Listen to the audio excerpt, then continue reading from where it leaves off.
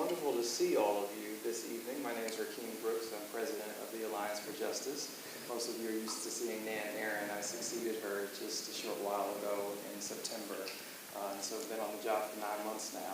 And this is the first public event that we're having. So salute to all of you for coming out. The staff was just a bit worried, and I told them if there was food in the view, you would be here. So I'm very glad that turned out to be true. And why don't we give the staff a round of applause as well, and our host, Speaker Wessler.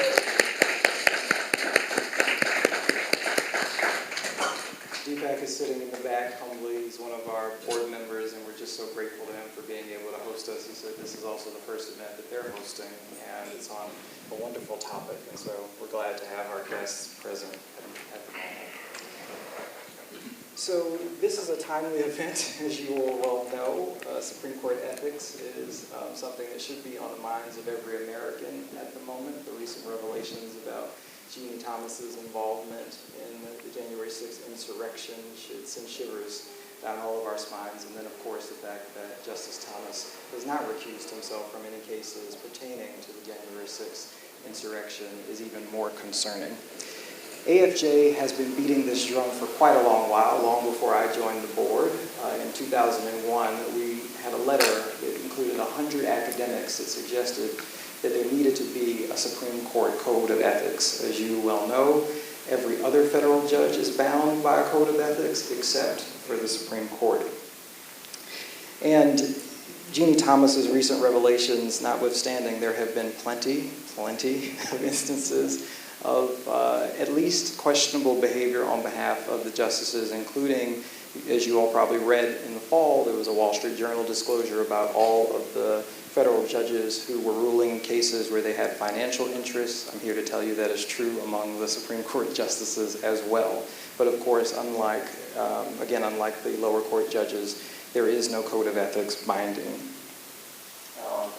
So anyway, we're very happy to have this event, and because I'm conscious of Norm's need to go, I want to make sure that we get to our conversation. I'm thrilled to have Norm Eisen and Meagan here with us today. I'll read a quick bio and read from the script that my staff knows I'm not likely to do, but it will speed us along. So Norm Eisen is a senior fellow in government studies at Brookings and an expert on law, ethics, and anti-corruption. He most recently served as special counsel to the House Judiciary Committee and also served as the U.S. ambassador to the Czech Republic, where he helps develop innovative anti-corruption and transparency strategies. Norm may be most famously known as the ethics czar from his time in the White House as special counsel. Meagan is director of democracy policy at Indivisible, where she focuses on all aspects of democracy reform, including reforming the judiciary. Prior to joining Indivisible, Meagan served as the counsel to demand justice alongside one of our new colleagues, J. Fellowsheen, where she fought against the confirmation of Brett Kavanaugh. Lost that one. Before that, she served as counsel to Oklahoma, the District of Columbia's non-voting delegate to Congress, as we all know, where she worked on D.C. State to instill a vital and important issue, among other issues. Before we go on to the conversation with Meagan and Norm, I'm honored to be joined by Senator Sheldon Whitehouse, who is a co-sponsor of the SCOTUS Ethics, Recusal, and Transparency Act. As you all know, Congressman Hank Johnson is supposed to be able to join us. He sends his regrets because he's not able to. They've written an intro for Senator Whitehouse, but I'm not going to use it because Sheldon is a good and great friend of the Alliance for Justice and, frankly, all Americans. He has been the most consistent voice on dark money and Supreme Court ethics, and so we're just delighted to have him. It's also the case that when I was taking over from Nan, he introduced me in October, and so I feel a special kinship to him. So there's just about nothing I won't do for this man. So, with that said, thank you so much for joining us. Thank you. It's great to be here and kick this off. I'm just very sorry that Hank isn't here because we are kind of Tweedledum and Tweedledee working together as a good bicameral team to bring attention and focus to the problems at the Supreme Court, which are indeed grave and real. It is a mess. And I would like to make 2 points to you tonight before I turn it over to our experts. I guess warming up the crowd. That's right. But the 2 points I want to make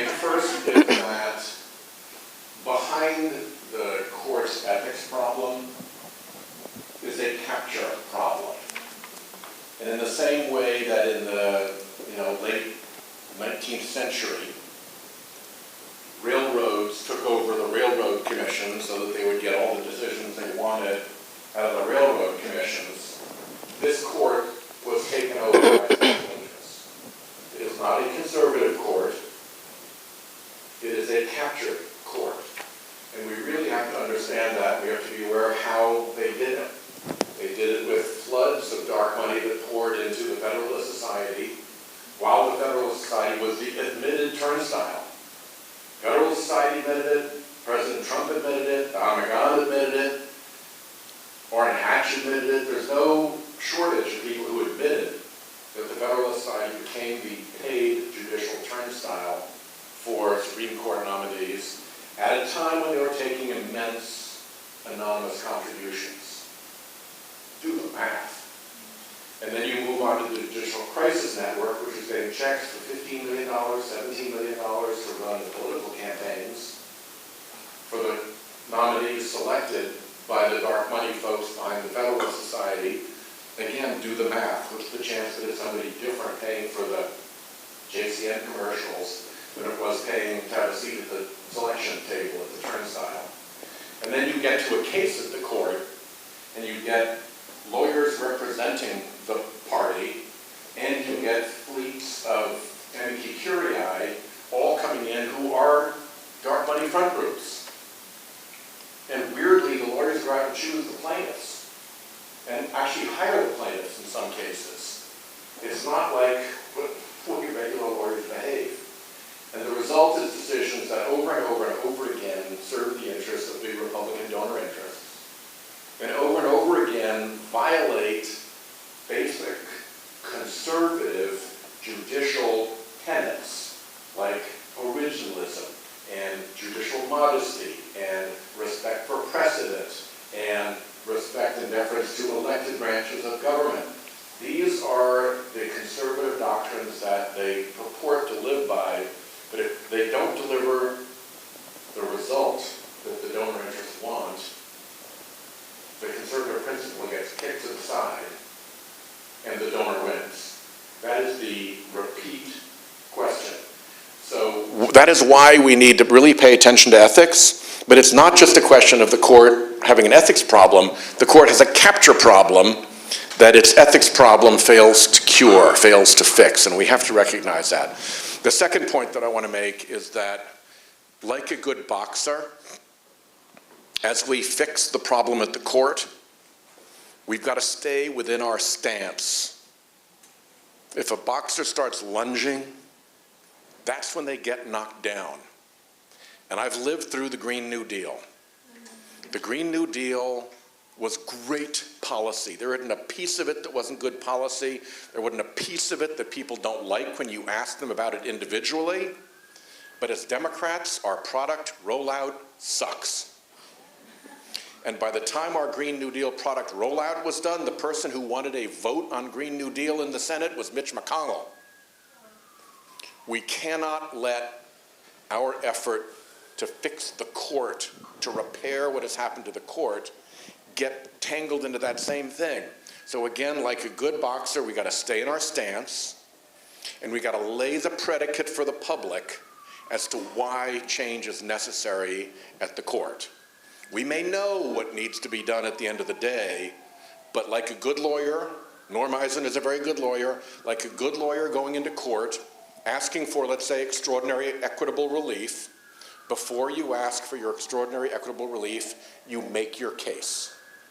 And we need to put the effort into making our case to the public so that it becomes apparent to everybody what the reforms are that are needed and why they are essential. So stay within our stance, and remember that this is a captured court, not a conservative court, or not a court that just doesn't have an ethics code.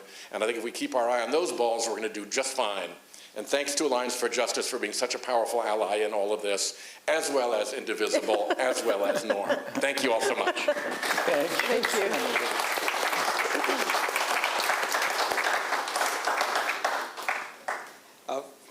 Just a quick note on that. I apologize for the heat, but we're going to keep the doors open just because we promised that it would be an open air environment, so I hope that's all right. I'm going to take off my jacket, and anybody else should feel comfortable too as well. But I was just going to say, if you want sort of more background on this, one of the first pieces that I worked on with the senator was actually before I came to the Alliance for Justice. It's an amicus brief in Celia Law versus CFPB, where we really lay out exactly how the court has been captured. And so thank you for that again. All right, so to our discussion. Meagan, I thought I'd start with you. Why don't you give us your sense of where we are at the moment? How did we come to be in a place where the Supreme Court seems to be one of the only elected bodies, only bodies of government that is not bound by a code of ethics, and why is it proven to be so difficult? Yeah. Well, I think Senator Whitehouse kind of already, explained it. I think where we're at is, I think, our side, for better or for worse, and by our side, I mean, I don't know, people who care about institutions. We really think of the Supreme Court as an institution that expands access to constitutional rights, that grants rights, and I think some of us are still thinking about the court as the institution that gave us Brown v. Board and that gave us Roe v. Wade. Those are cases that expanded access to constitutional rights to marginalized people. The effect that those cases had on the right was to whip them up into an absolute frenzy. Then they were like, oh no, the court is doing things that the legislature is not. They're giving people rights that we don't want to have rights. And they're upholding the Civil Rights Act and things like that. We can't have that. So 50 years ago, they invented something called Originalism. In case you didn't know, that is only the same age as me. It's only 40 years old. The Constitution, yeah, that's right, I'm 40. It's not like a real thing. They just invented it because they needed a nice way in the 80s to say we don't want women and people of color to have rights. Then Donald Trump came along and it turns out you can actually just say that and nobody really cares. But at the time, they thought we needed a nice way to say it, and so that's where that came from. So this has been, all that to say, I'm getting to ethics, just give me a minute. But all that to say is that they've been committed to this for 50 years, to capture the courts, stack them with conservatives. They had some really high-profile mistakes, right? So they really wanted Souter to get confirmed, he did, and then whoops, it turns out he's kind of liberal. They thought the same thing about John Paul Stevens, whoops-a-daisy, he's pretty liberal too. So that's where the Federalist Society comes in, right? Where they're like, okay, we need to get a list of people that are sure bets that will overturn Roe, that will expand corporate power, that'll make it easier to sell and buy guns, and will take that expansion of rights and narrow it back down. And really critically, what's important is that they not have any oversight whatsoever. Otherwise, we're in trouble. So that's where we find ourselves now, where we have this court that is not only captured by special interests, as the senator pointed out, but who also are impervious to the same sort of political consequences that elected officials have, and they're not even subject to an ethical code, which means they can hear cases involving their wife's questionable political activity or their family members' questionable political activity. They can, even before this January 6th stuff with Ginny Thomas, Clarence Thomas was hearing cases that were funded by the organization that Ginny Thomas worked for. Her organization was filing amicus briefs with the court that he didn't recuse himself from. So this has been a really long ongoing problem, but the whole goal is to insulate the court from any sort of political consequence whatsoever so that the full conservative project can be realized both in the legislative branch and then upheld by the judiciary, which has been now captured by people who are not just people we have passing disagreements with, but who are really existentially threaten our constitutional rights. So just wanted to kick that off on a positive note. Well, I was going to say, Norm, it can't be that bad, can it? I mean, you are the ethics czar. So how is it that John Roberts can justify not going to Congress and saying, of course, like every other federal judge, we ought to be bound by a code of ethics. This would be the responsible thing to do. Well, Rakim, as you know, today with Common Cause, Karen Hobart Flynn, and Fred Wertheimer of Democracy 21, we wrote John Roberts to ask him that question, and I'm going to come to that. First, I have to say, because it is a very special occasion, I often had the honor of appearing at Alliance for Justice events with Nan. It's so wonderful to be with you. Congratulations to you to start a new era with the first in-person.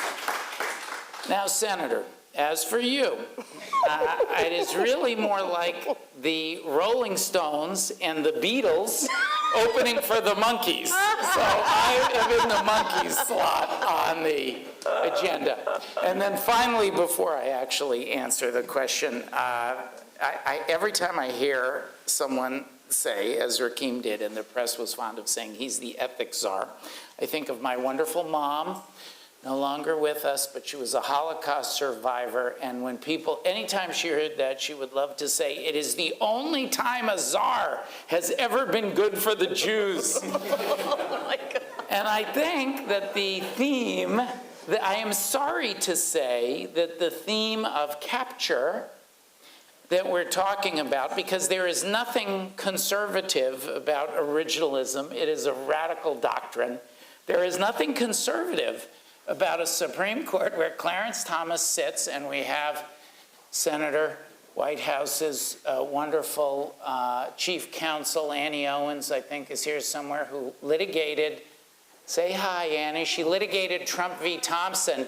There is nothing conservative about Justice Thompson sitting on a case that affects whether his damaging information about his wife's involvement in an insurrection against American government is going to see the light of day. There's nothing conservative about that. That is capture. I have a new book out, which I'm not selling, called Overcoming Trumpery. Do not buy it. However, in the book, this is one of the issues we discuss. There is nothing conservative about a Supreme Court that earns outside income, accepts offers to speak before interest groups who are appearing before them, rules on cases affecting companies whose stock they own, and the fourth, I can't blame them for, publishing books. That is not a conservative court. That is a court that has become gripped by the spirit of personal interest, political interest at the sacrifice of the public interest. You may be as old as originalism, but when you combine the senator and myself, we're as old as stare decisis, which they're about to throw out as well. There is nothing, it is the antithesis of conservatism to abandon willy-nilly, as they're now doing, well-settled authority. It is actually the opposite of conservatism. And when you combine that supposed regard for life with the radical jurisprudence of pro-gun, pro-death law, it's not a pretty picture, but it's not a conservative picture. How does this relate to the ethics crisis that the Supreme Court faces? There is a classic. It's really why, other than the fact that it's a good line, it's why I wanted to talk about the czars. You know, the idea that America was founded to overcome was the notion that you had a king who was the law and therefore was above the law. And that for all that I love working with the senator, I was telling Annie that he was, when I was doing the impeachment, he was one of my most frequent correspondents. He would literally send me constant notes to tell me how we could, sometimes including case names and citations. That I wondered, like, how does he keep a F3rd beneath his desk in the Senate? How does he know the citations? The idea that one of the good things about the past 4 years of the Trump administration and the insurrection that has not ended, subject for a separate, the continuing assault of the big lie on our democracy, but one of the good things about it was a reminder to us of first principles, and that we are, as a nation, able to overcome this spirit of capture for the sake of self, political, personal, your allies, aggrandizement, through ethics rules. And ethics rules are one of the ways we do that. Tomorrow we'll have the 1-6 hearing. My final reflection in this too long answer to your question, Rakim. Tomorrow we'll have the 1-6 hearings. And those will bring to mind, for me, they bring to mind Watergate, the great scandals of Watergate, which were followed by a complete retooling of American law, including the campaign finance system that worked well for so many decades, ethics, rule of law limitations, restrictions on manipulation of the Department of Justice. And I think we need to seize this moment. And above all, one of the reasons I love working with the Alliance for Justice, I treasure Indivisible, and the senator, he has the same reckless optimism that we can actually do something as he did when he started out. And we need not only to have the analysis, we need not only to have the outrage, but we need to have the optimism. And that's why Fred and Karen and I wrote John Roberts and also Dick Durbin and Chuck Grassley to say, hey, enough is enough. And we just need to keep hammering, and I think we'll get there. We certainly hope so. Meagan, I want to follow up because this current moment is perhaps so galling with regard to the Dobbs leak, because not only is it fundamentally anti-conservative to overturn over 40 years worth of precedent, but perhaps more importantly, just recently, 3 of the current justices went before the Supreme Court and said that Roe was settled precedent. Senate. The Senate, before, and said that it was settled precedent. And so I wonder if you could reflect on how that almost doubly underscores the current state of the court and our overall ethics concerns. Yeah, to me, about that, I don't know that it necessarily kicks in like a ethical concern. To me, it's like, of course they lied. Of course they did. That, like, I think that I wonder, and this is really outside of the scope of this event, but I just wonder, like, the utility of confirmation processes anymore at all. Frankly, I mean, it feels like they're very choreographed, very orchestrated. The 2 soon-to-be justices kind of, except for Ketanji Brown Jackson, by the way, she was amazing.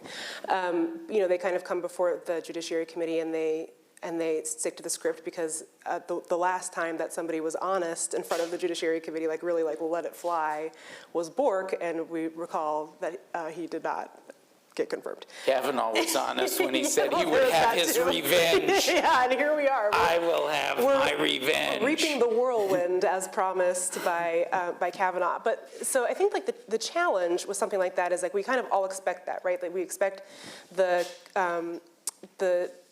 nominated person to go in front of the court and say, oh yeah, this and that is super precedent. And they said that about Brown, which I don't believe. I don't believe that that case is safe. And they said that about Roe v. Wade, which we know for a fact is not safe. It just depends on how bad it is going to be, but it is not going to be good. There's no scenario where you know, the conservatives wake up and say, you know what, I changed my mind completely about this. So in a situation like that, it's hard to know how an ethics code would kick in. It seems to me that the consequence would be an impeachment. Of course, everyone in this room, of course, knows that impeaching a justice is the same process as impeaching a president, and we couldn't even get a majority of Republicans to support impeaching a president who had incited a deadly insurrection, Norm, you recall. So it would be difficult to imagine that we could get Republicans to impeach a Republican-appointed justice for lying under oath in front of the Senate Judiciary Committee, since the whole point is to get them on the bench so that they can do the Republicans' bidding from the bench. That's the whole point. So instead, I mean, my personal opinion and the opinion of Indivisible is we should just add seats. We should add 4 seats, and that way you're at least undermining the influence and power that these extremists have over our bodily autonomy, our safety in public. These guys are really off the rails. I mean, this is not just, not just a question of passing disagreements like, oh, Brett Kavanaugh's favorite color is red, mine is green, but what are you going to do? Agree to disagree. This is like, these 6 people don't think I should be able to decide for myself how I want to live. That's a totally separate, that's a different way that we've ever experienced the court in the history. Not in the history of this country, obviously they were terrible in the 1800s too, but this is a new way, I think, for us to be thinking about the court. They are not here to protect our constitutional rights anymore. They want to take us backwards. An ethics code absolutely gets at part of this problem, but there's a series of reforms that really need to go together to eliminate the type of broad authority that the court has taken and exerts over our lives and our personal decisions. Norm, I want to sort of follow up. One piece of legislation could be the Judiciary Act to add 4 seats, but I want to ask a sort of serious legal question. So why is it that Congress should pass an ethics code for the Supreme Court? Let's imagine John Roberts responds to your letter and he says, separation of powers, we have to self-regulate. That's the only way that this can work in an American constitutional order. Otherwise, there is no check and balance regarding an ethics code from Congress. So how is it that you would respond to that? I will tell you that I'm not holding my breath for a nice letter back from John. The Constitution itself contemplates that Congress will play a role in the oversight and construction of the Supreme Court. The number of Supreme Court justices, for example, that's not set in the Constitution. Congress has a larger role to play over the judiciary in general. There's already a statute, 28 USC 455, happen to have a copy with me by happy coincidence, that I believe, and really that's what we're calling on Roberts to do, is to apply the existing law. There's not a serious separation of powers argument. I don't think that the technical legal question, there are good separation of powers answers. One of my teachers in those matters, 2 of them, Deepak Gupta, Matt Wexler, were kind enough to lend us their premises for tonight, and I've litigated these issues side by side with them over the years. We do, with the increasing impunity of the Supreme Court, that spirit that I call in my book Trumpery, brazen the shame. There's 7 deadly sins of Trumpery. We actually analyzed all the data of the Trump administration. We looked at thousands of cases, and turns out there was a method to the madness. And one of the 7 deadly sins includes contempt for rule of law, as Alito shows, or Clarence Thomas shows in ruling on cases relating to his wife. Another one is shamelessness. I think we have to, I look for inspiration in my hope that we will get the technical fixes. I look for inspiration to the great moral battles of our time and the time of others. If the Western Alliance had not hung in there in World War II, very arduous. I'm from a Czechoslovak family, and what happened in 1938 is infamy. 7 years later, after crushing cost, the West won. We need to set those kinds of time horizons. We need to be strategic. No, we are not going to get a Supreme Court code of ethics in the near term, but what we can do is maximize, view it as a political issue, maximize the political leverage. Let's talk about this Supreme Court corruption, and not just the Clarence Thomas issue, but all of these other, more run-of-the-mill forms of financial corruption that we write about in the book. It's like the issue, some of us were talking beforehand, the issue of congressional stock trading. It's just outrageous, and we need to maintain our outrage. We need to talk to the American people about it and find ways to do it that they can understand, and not just accept that the way these captured justices are setting the table has to be the way the issues are framed. Let's keep our outrage and push, and we will get there. I believe we will get there. Build. Can I say something that Norm made me think of?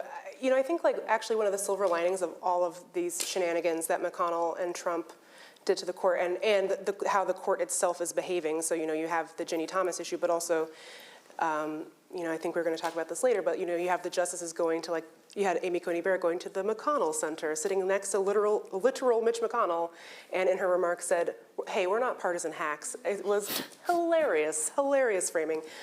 So you have all that stuff happening, but all of those little behaviors, all the ways that they act, and then on top of that, the decisions that they make that affect people. If there's one silver lining about that, is that people notice stuff like that, and it pisses them off. It makes them really mad. Yes. And so I think that what I notice among our movement, because I think that's why people really invite me places, because they want me to tell them what the grassroots are getting up to. In our movement, I was pleasantly surprised in a sea of like a really bad day after, and this was true for Kavanaugh too, but after Ruth Bader Ginsburg passed away, and almost immediately, Trump announces Amy Coney Barrett's going to replace her, and then they jam through her confirmation in, I want to say 35 days. I don't know. Keep me posted. It was really, really fast, and it was while people were voting. It was happening during the election, and people were already voting. Millions of people had already voted by mail for the president. People notice stuff like that. I think that the Republicans for a long time were able to kind of tinker and capture the courts without a lot of attention. But I think they overplayed their hand a little bit, and so, actually not a little, they overplayed it a lot. Holding that seat open for Gorsuch, Brett Kavanaugh. There's millions of conservative lawyers, and they picked this guy, Brett Kavanaugh. It is vile. And then to replace Ruth Bader Ginsburg, an icon of women's rights, with Amy Coney Barrett, who was a part of a group that signed on to this very wild ad about abortion being murder. People notice stuff like that, and it does animate them. So I think the conventional wisdom has been the left doesn't care as much about the courts as the right. I don't think that's as true anymore. And so to Norm's point, there is a way to talk to people about this. It is by not necessarily talking about like the legal ramifications of things. It's talking about how these things affect your life. And I think it's been really easy for us to ignore that. We've just been kind of cruising through being like, well, everything is basically fine. But this Dobbs case doesn't just affect reproductive freedom, it's attacking like the 14th Amendment, which like underpins Roe and Casey. So that's coming for birth control access, that's coming for interracial marriage or same-sex marriage. And so those are the sorts of things that I don't know that the Republicans fully accounted for when they said, you know what we should do? We should completely capture the courts, we should be as aggressive about it as possible, and we should provide zero oversight over any of them that we confirm. When people get mad, things do change. Things do change. The thing is that going to be the primary thing that motivates people to send a changed Congress to fix the problem? That I do not know. But things have changed a lot just in the last 3 or 4 years. Another obstacle to Supreme Court Code of Ethics is the filibuster. That's right. Some can look at the past 2 years and say, well, the filibuster hung on. But John Fetterman is campaigning on eliminating the filibuster, and I think the frame of reference has changed. And the next time there's a sufficient, was excruciatingly close, the next time there's a sufficient majority, I think there will be exceptions, and those will allow, for ethics and rule of law things, and that will allow some of the mandatory, the minimum. It's only what every judge in America or other public servants are subject to, Rakim. We're not asking for extra limitations for the Supreme Court. If you have a conflict, my goodness, if your spouse is a potential witness in a case, if she's going to be embarrassed or harmed by information coming out, in that case, you should not be ruling to keep the information secret. I mean, that is not a fancy thing, and neither are some of these financial conflicts. So, but we have to hang in there and have the patience to build to the point where we can get back to doing something about it. Yeah. Absolutely. I just want to check with the staff and see if you've collected any questions that I might pose to our panelists, but I'll ask one more of Norm, recognizing that you've got to leave soon. Let's paint a slightly broader picture of this. We're talking about ethics reform in particular and a particular piece of legislation, but this is fundamentally about a branch of our government actively acting unethically, the branch that's most responsible for upholding the rule of law, which is the bedrock of our society, and once that goes, everything goes. And so I've sort of made a statement, but wanted to get your response to it. It really seems to me that we're not just talking about basic ethical conduct, though that's of course important to the court. What we're really talking about is whether or not, and you've been making allusions to this by your references to World War II, whether or not the democracy holds on if in fact our most prized institution, the Supreme Court, begins to lose itself. Megan, you were making this point about Herschel Walker and others sort of holding Yeah. up Justice Thomas, the tightness between the Republican appointees and our political parties. The Republican Party has grown so extreme that, reasonably Americans could call into question whether or not any ruling that came from the court should be followed. As I sometimes do at Brookings, if you study American democracy and processes in the context of what's happening elsewhere in the world and the democratic backsliding and the illiberalism that is ascendant, the Supreme Court ethics issues are the intersection of two very important red flags. One is the corrupt capture that creeps into government, this notion that you're not, you're primarily there for yourself and your clan, so to speak. And then the second is the idea that the courts are the first place that you go. It's so shrewd, the McConnell plan to capture the courts, because they are the final arbiters. And if you can corrupt the courts, then that opens the floodgates. So the discussion we're having about an ethics code for the Supreme Court is actually is located in a larger debate about the future of our democracy. And that's why Meagan and I are raising parallel issues like the number of Supreme Court justices, the existence of the filibuster, questions of capture, campaign finance, and the like.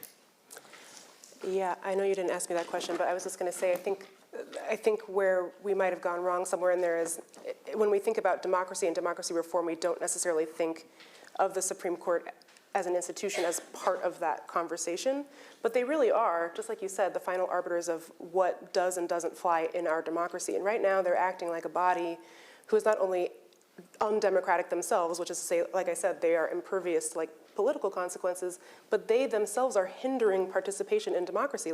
You can really draw a line between, the conservatives gutting the Voting Rights Act in 2013 to, Stacey Abrams not winning in Georgia, and you can draw a straight line from the voting rights decision to where we are now in Dobbs. So for Kavanaugh to sit there and say during the Dobbs arguments, well, we should just return abortion back to the states, he knows full well that democracy has, the intrastate gerrymandering and those sorts of tinkerings have made it basically impossible to effectuate a constitutional right that most people agree is very, very good, but we can't codify it because of the way that the Supreme Court itself has hindered or undermined our ability to actually participate in democracy to change things. Now, that's a very alarming thought. It is. I'm upset. But I couldn't get out of bed in the morning without a dose of optimism. My half full rose-colored glasses. I'm ready. That we did have a great national referendum. Actually, I think 2018 and flipping the House, that was a referendum not on particular issues or pocketbook issues. That was a referendum on democracy. People did not like something that was happening. And 2020 was certainly a national referendum. I think we are in for a long battle. Yeah. I'm keen to be a part of it. But I do think it's a battle that we can win. And when you look at the numbers, right, the structural capture that we're dealing with is the tyranny. I saw a phrase the other day, the tyranny of the minority. But when you look at the numbers on reasonable gun regulation, on choice, on democracy issues, even to go back to the 1-6 committee hearings, I just saw a polling deck with all of the data about how keen the American people are to learn about what happened and to have criminal penalties for those who violated the law. If that's proven, we do have that rock to build on. I'm not going to say it's the work of a day, but I think we will get there, and that will include that big package when it moves through Congress finally after the filibuster dies. We were so close. That will include Supreme Court ethics reform too. That's right. Norm, I'm conscious of the time, and More than I am. You have 2 minutes, Norm. Hit him with your Chris best. Hayes, Hit him if with your you're best. watching, I'll be there in a minute. well, Norm, maybe I'll pose the first question from the audience to you, and then we'll have the senator come up and take your spot. So this is what you were just discussing. Legislative approaches are great for remedying current ethical issues, but as Senator Whitehouse noted, there's a continual threat of the influence of dark money over our courts. How can we address the influence of partisan politics on the courts and legislation? Very carefully. 2 minutes. Very carefully. Look, a minute. I actually am going to defer to the senator. He has a plan. But the most important thing about his plan is he's like on plan Z. When plan A doesn't work, he goes with equal fervor to plan B. There were some terribly dark days, if you read your history of World War II. There were some terribly dark days for the Allies. In 1942, right after America came in and everyone thought there was catastrophe after catastrophe. And many people thought that the cause of democracy and justice and freedom would not endure, but they hung in there. And so I'll let the senator share what he can, but there are plans, and the American people, even Donald Trump, ran on Drain the Swamp. It was a very salient campaign theme for him. He didn't exactly follow through. It was a good line, though. So, because people care. Yeah. People do not like corruption all over the world. They do not like corruption. And so I have faith that we will find a way to tap those political energies. They're not making it easy on us, but if you get stuck on the federal level, try something else. If you can't regulate, try transparency. If you can't do it on the federal level, do it on the state level. If you can't get it through the legislature, try a referendum. If that doesn't work, you can do municipal. I've done a bunch of anti-Citizens United work with municipalities. So, and then just keep hammering on the corruption. Excellent. Senator, you want to follow up on that? Bye, Norm. I'm going to demurely sit over here for a minute. You take my chair. The bill is the Disclose Act. I've been promised to vote on it in the Senate this summer. The White House supports voting on it. The House supports voting on it. And it will put an end to dark money. The Citizens United decision says if you're a special interest, you can spend unlimited amounts of money. It also said it had to be transparent. So the Supreme Court, to a point, is actually with us on this. So we can pass a law that says, okay, this spending has to be transparent. And we say if it's over 10 grand in an election, you got to cough up who you really are. You can't run through Rhode Islanders for Peace and Puppies and Prosperity. You got to be Marathon Petroleum or whoever you really are. And that is an immensely powerful bill that the Republicans will hate, but it's going to be really important for November to get them on record about it. And the numbers behind it are so strong that if we persist at all, and if the president puts energy in the bully pulpit behind this, we can really put them over a political barrel for November, and ultimately, to Norm's confidence, ultimately break them legislatively on it. They can't go home and vote for dark money or explain a vote for dark money. They just can't. This is the issue, remember Jane Mayer wrote about when she found out that Mitch McConnell's minions had the call with the Koch brothers' minions, and what the Koch minions and the McConnell minions agreed on was that there was one issue they couldn't dirty up, they couldn't make it turn their way, it was kryptonite for them. That was this issue. So it's there for us to use. Now here's the danger. We're not the only people who see the power of this issue. And while we've been working towards fixing this legislatively, the dark money forces have been working through the court to create a constitutional right to dark money, to essentially reverse the transparency part of Citizens United and create an actual constitutional right to dark money. This turned up in the Americans for Prosperity Foundation case, which was weird in two particular respects. One, at the search stage, if you're familiar with Supreme Court stuff, the search stage is early on. That's whether we take the case or not. 50 of these phony baloney dark money front groups showed up. 50. I mean, it was a demonstration. Basically, a huge crowdsourcing for the conservatives in the Supreme Court saying, take this case, this is desperately important to us, and by the way, protect the dark money of Americans for Prosperity Foundation. They could have picked a nondescript little charity to do this around. They did it with Americans for Prosperity Foundation, which is the 501c3 twin to guess who? Americans for Prosperity, which is the Koch brothers' long-standing political battleship. So the idea that they haven't set the mark, that political dark money is protected in this case, watch your back. We're in a race between getting legislation to ban dark money and having the Supreme Court say, no, no, no, that legislation is not constitutional. Never mind what we said in Citizens United. You have a constitutional right to dark money. Is that called Democracy in Chains? Democracy in Chains writes about this. It's a great book. Really good book. Meagan, we'll end with you because I want dessert, and I'm sure everybody else does too. So I, too, want to be optimistic, and you did leave me with some note of optimism that more Americans are waking up to the fact that the court plays a vital role in our politics, and I'm curious if you think there are ways of ensuring that that remains true, because of course there's always a distance between public understanding and the intricacies of law. Many people may not know what stare decisis is, some may not even know what precedent is, but they do know that the Roe decision feels wrong to them because of the values that they hold. And so how is it that we continue to translate this message in a way that makes sense to keep groups like Indivisible involved and other everyday citizens?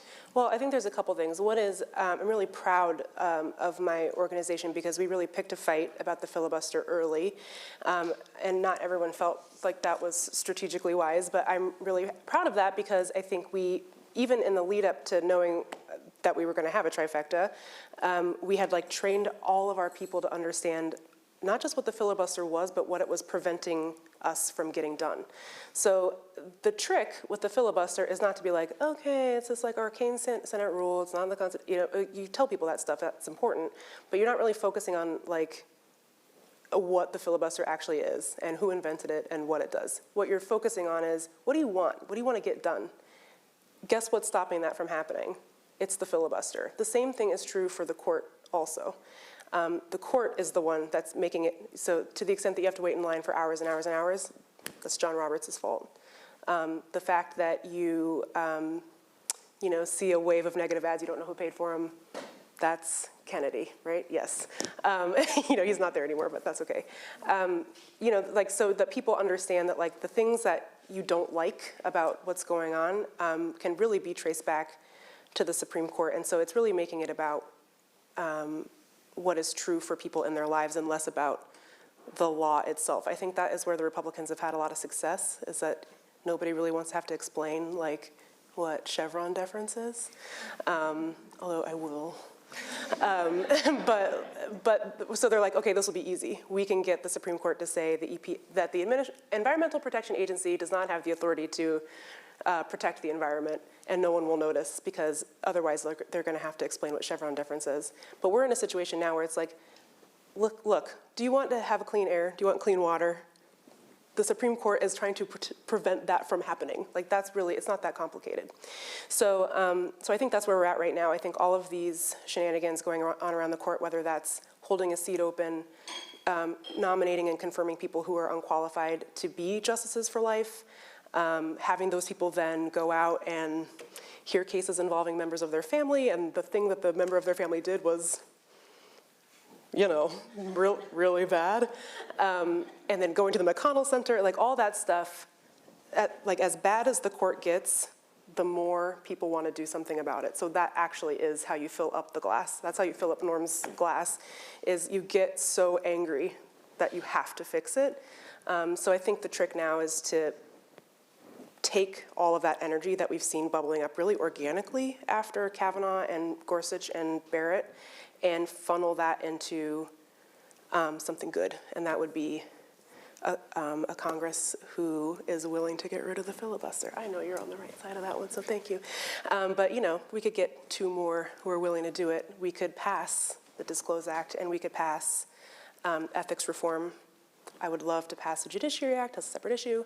But that's what it takes. It's taking that anger and funneling it into something positive, and I think that that's what we were able to do ahead of 2018 on a lot of the issues that were important to our movement. And I'm hoping that will, and that was definitely true in 2020 as far as like the filibuster is concerned, and I hope that continues to be true in 2022, but it's going to be really hard.